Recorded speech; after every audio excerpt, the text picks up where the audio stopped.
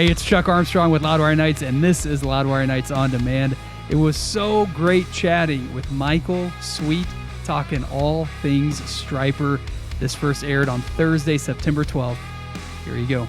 Tonight we are hanging with, I would say, a legit living legend, the frontman, founding member, songwriter, you name it, of the one and only Stryper. Michael Sweet, thank you so much for being on the show, man. What's going on? It's great to be on the show. Thanks for having me, and hello to everyone listening. Right on, man. Well, I feel like everyone listening, I wouldn't have to ask too many if they agree with that phrase, living legend. But I'm curious, man, what runs through your head when you hear that? I always think, like, oh gosh, that's not fitting. If people want to use that phrase, I don't want to be disrespectful, and maybe some people view us in that way.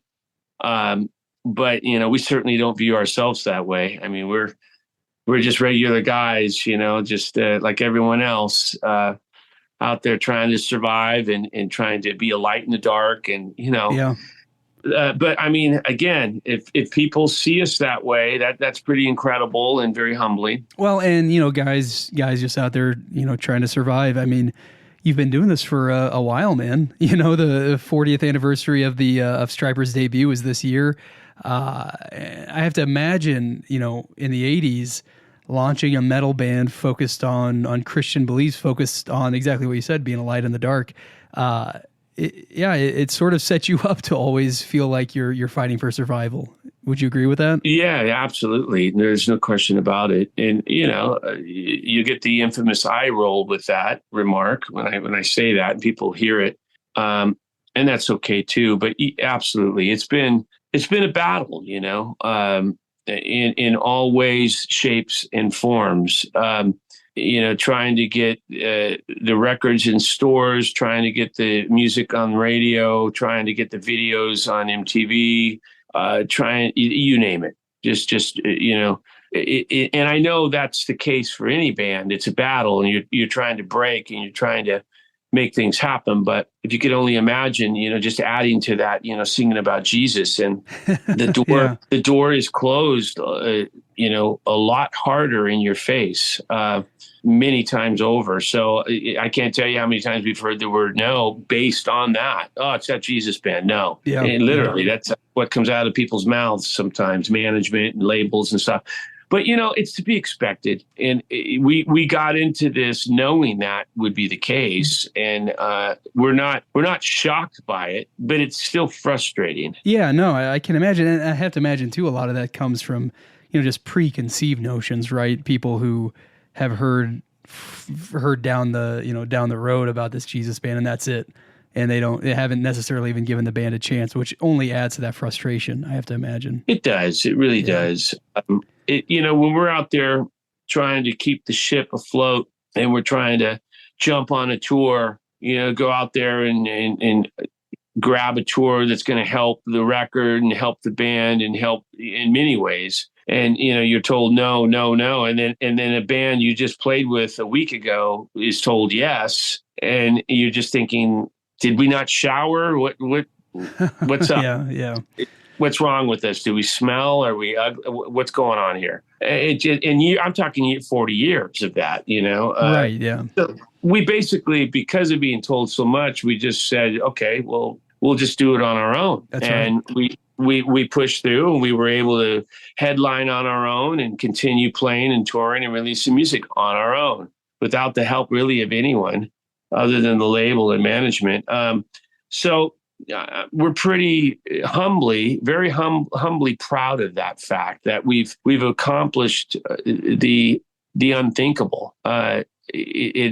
Basically, I don't know that any other band has done what Stryper has done. If there is one out there, let me know, because I want to meet them. Well, and I was going to say, man, in so many ways, what you just described, there's nothing more rock and roll than that, than doing it yourself, than getting, all these no's, and still forging ahead. And here we are 40 years after the debut of the Yellow and Black Attack, and we're gearing up for another new Stryper record and another big tour. I mean, like, there's nothing more rock and roll than that. than having so many people say no to you and you still pushing ahead and still doing what you want to do. And it's so true. And we've always kind of been, to some degree, sometimes the smallest and sometimes the largest, the laughing stock by the industry.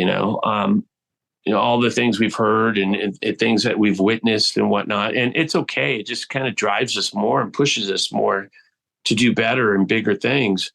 But it is true. I mean, rock and roll and metal is all about rebellion. And, people talk about that all the time, and it is true. A lot of times musicians are loners who rebelled against society or the system, and they become musicians. And then the rock and hard rock and metal musicians, you take that up a notch. It's even more rebellious. And that's what it's all about. But, when you're a metal band that sings about Jesus, that's as rebellious as it gets. It doesn't get any more rebellious than that. Because we rebelled against not only all the other systems, but against rock and roll, and the way it was always presented. Sex, drugs, rock and roll, always this cliche, one-dimensional thing. And we rebelled against that. And, do I want a pat on the back? No, not at all. I'm just saying we're called cowards. We're called, girls. We're called, wimps. We're called, you name it. Any name you could think of, we've been called. And the reality is we're probably more brave than any other band out there because we've gone and stood in front of crowds that hated us. I literally wanted to kill us and rip us to shreds. And we've stood our ground and won them over time and time again for 40 years. Well, what made you and your brother want to commit to that? 40 plus years ago. I mean, when you guys really, started the band, named it, and then got to the point of naming it Stryper, and like what made you guys commit to that being such a core part of who this band was? Well, I mean, I became a Christian when I was 12, almost 13. And then I walked away from the church. And that time that I walked away from the church, which was around maybe 13, almost 14 to 20. So a good 6+ years. I lived a lifetime in that time frame. I did drugs. I did alcohol. And when I say I did drugs and I did alcohol, I mean I did quite a bit. I wasn't a drug addict. I wasn't a drug dealer, but I did my fair share of drugs and alcohol, and women, all that stuff. That whole typical boring cliche lifestyle. I did that, and I thought it was really cool at the time.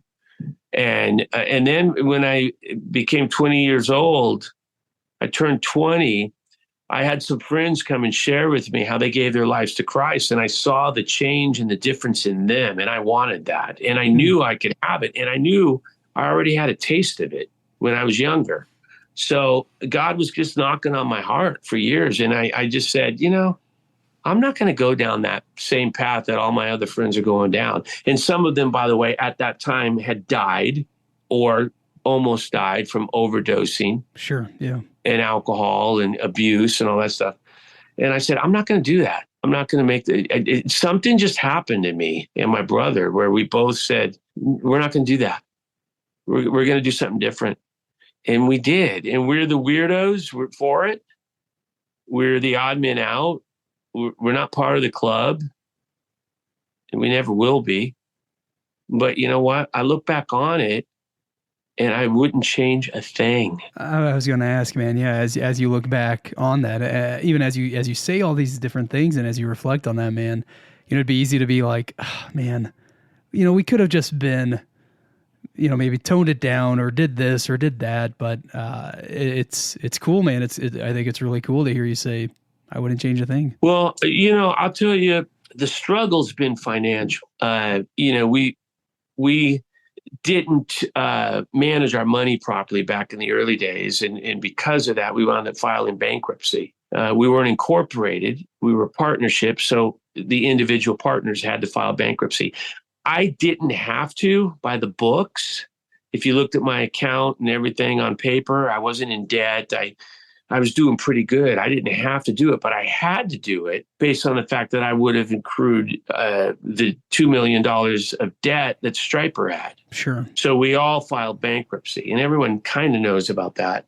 Yeah. But over the years, Stryper's been a band that, we broke out and we did very well and we were successful, but not as successful in terms of financially, like bands like Bon Jovi and Motley Crue. And we could have been, if we sang about sex and drugs, we would have been, because we were every bit as good as Bon Jovi or Motley Crue. And I'd even go as far as to say, maybe in some ways better. And that's obviously up to, the ears of everyone listening.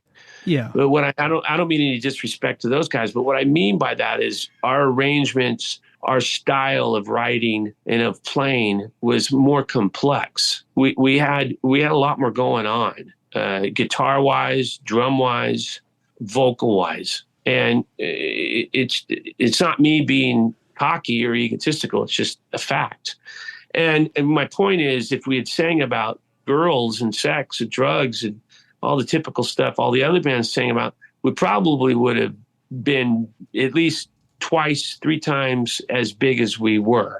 And, would the finances then have been able to have been spread out and, invested, and we'd be better off today? I mean, we're good. We're doing good. But I mean, it's not easy touring and continuing on as Stryper, to be honest with you.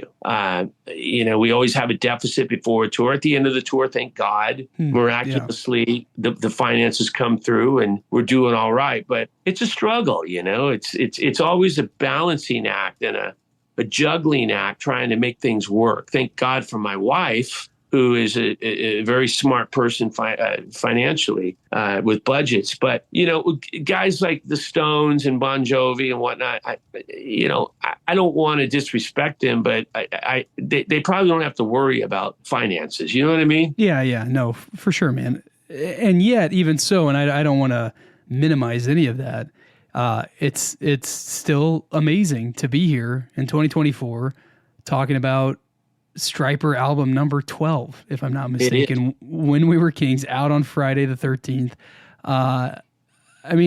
So even with all of that said, everything you've just said, and yes, if you would have done things differently, maybe things would have stacked up differently over here, but also, you look back and you wouldn't change anything.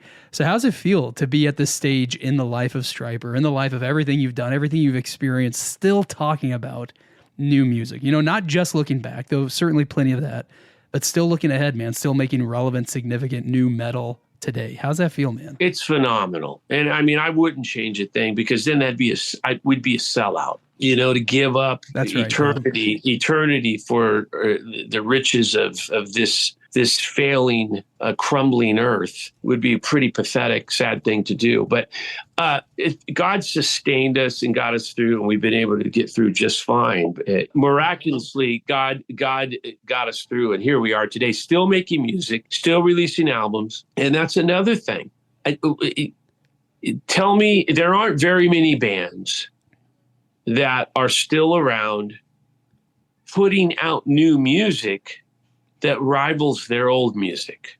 There's a few, at least that I can recall. No, it's a significant thing, man. It's a significant undertaking, and especially when you emphasize that phrase that you said, that rivals the stuff you did in the beginning, or your best, what people would consider your best material. That you're making stuff today that rivals that.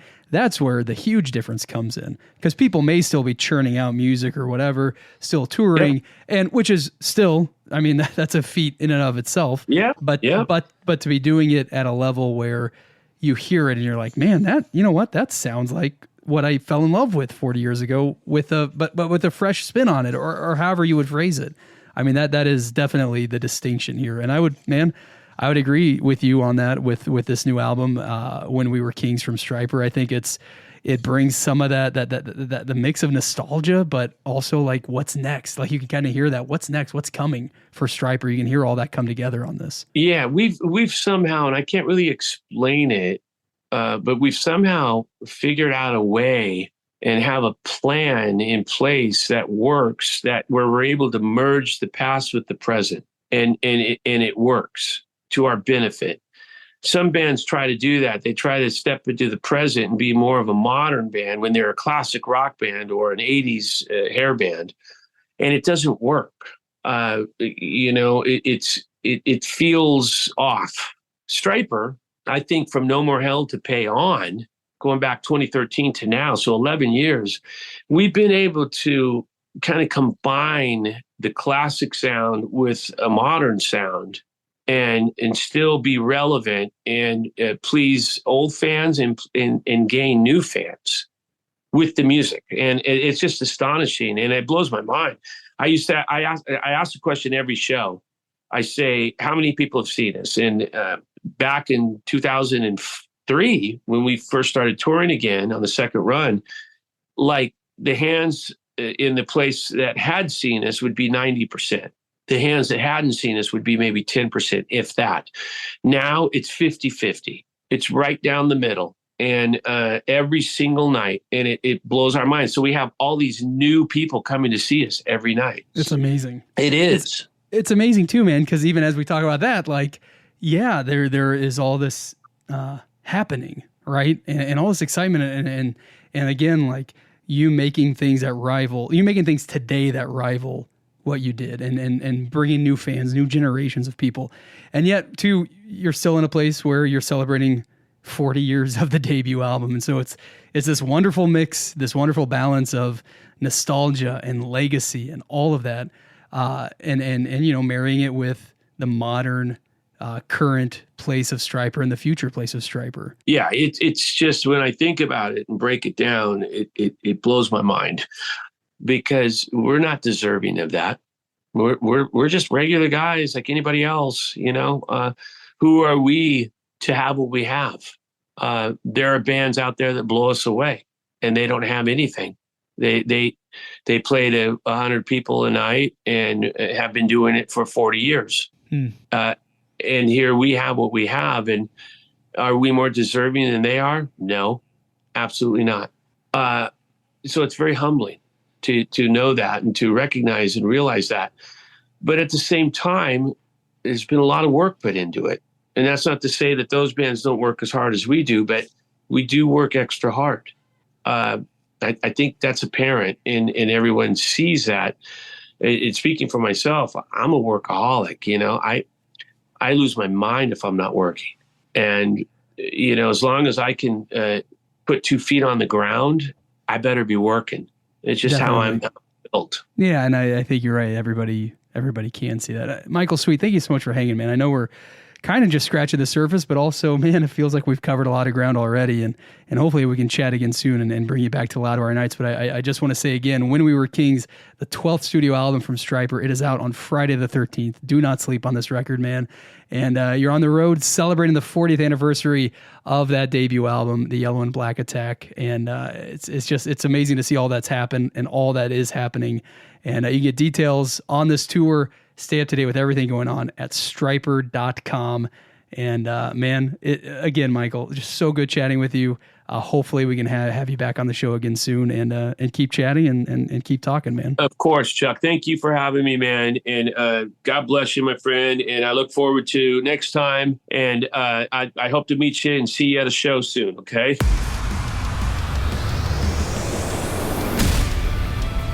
That wraps up this episode of Loudwire Nights on Demand. Stay caught up with everything happening in the world of rock and metal on the Loudwire app and at loudwire.com.